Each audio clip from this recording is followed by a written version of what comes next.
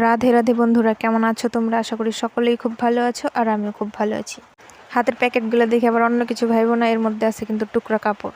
প্রথমে সবুজ কাপড়টা হয়তো অনেকেই চিনছো, কারণ ওটা দিয়ে 2টা ড্রেস বানায় আমার পরা কমপ্লিট। তারপর কাপড়গুলোকে আরও টুকরা টুকরা করে কাইটে নিতেছিলাম, দেখি এটা দিয়ে কিছু বানানো যায় কি না। ঘরে থাইকে থেকে আরও ঘরটাকে নোংরা করতেছিল। তারপরে দেখি যে বৃষ্টির মাঝে হঠাৎ করে রোদ উঠে গেল। তারপরে এই টুকরা কাপড়গুলো একটার উপর আরেকটা দিয়ে সাজাইতেছিলাম, যাতে জয়েন্ট করার পরে আবার সব একই না হয়ে যায়। তারপর বসে গেলাম মেশিনে সেলাই করার জন্যে। আর এই সবগুলো জয়েন করতে কিন্তু অনেক টাইম লাগছে, এগুলো কিন্তু অনেক ধৈর্যের ব্যাপার। আর এই মাছগুলো যে দেখতেছে, এই সবগুলো কিন্তু আমার মা ধরছে। আর আমাদের এদিকে কিন্তু প্রচুর মাছ আছে। এখানে একটা জমিতে চাষ করতেছিল, আর সেখানে অনেক মানুষ মাছ ধরতেছিল, তাই দুপুরবেলা মাও একটু গেছিল। আর এই যে অনেকগুলো জয়েন হয়ে গেছে, আর এটা হচ্ছে ফাইনাল লুক।